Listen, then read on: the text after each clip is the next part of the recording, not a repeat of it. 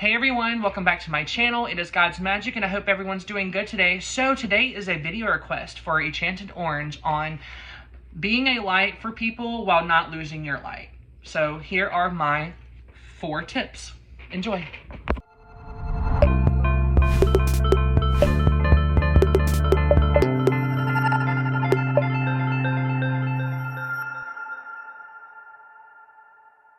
Okay, so the first one that I would start with is boundaries.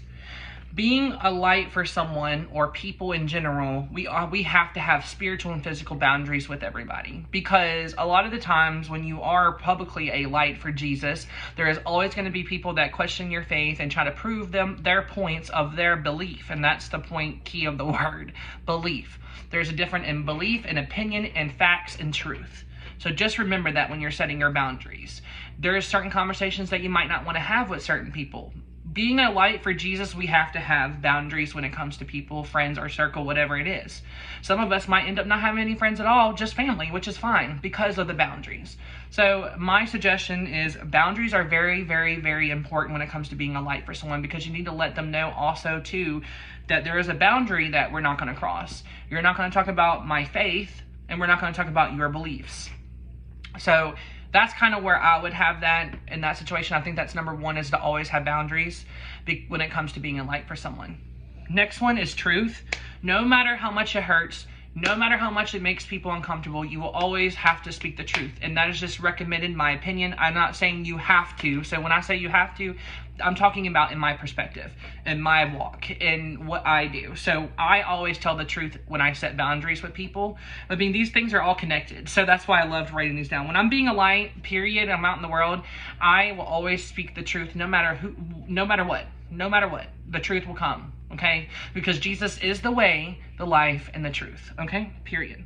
Balance is really important, and what I mean by that is particular people we're being light for, that we're walking in Jesus's presence with, that we're sharing a lot of our information to, or whatever it may be. I would recommend that balance has to be in a order. For me, at least, I have to sometimes be isolated, or I sometimes just need my family, and that's it. So it really just depends on what you are going to use for balance. Okay, the final one that I have is walking away.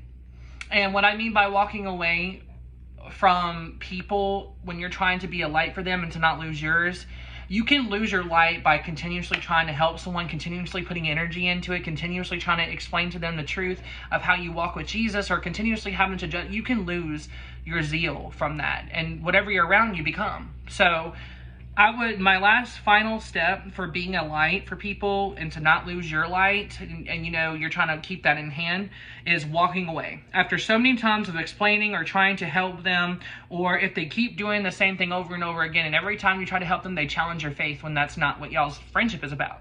So I would recommend walking away as the last final step. That's just me. Yeah, that's just walking away eliminates the problem. Cut all access to you off, cut contact, walk away, and don't look back. So being a light for people while not losing your light is very important when it comes to your boundaries, your truth, your balance, and walking away if needed. So I hope this answered your question, Enchanted Orange. I really hope this made sense. I just wanted to put it in an order for you. So yeah, I love you guys, and I hope you enjoyed this little take on how to be a light for people without losing yours. I love you. Bye.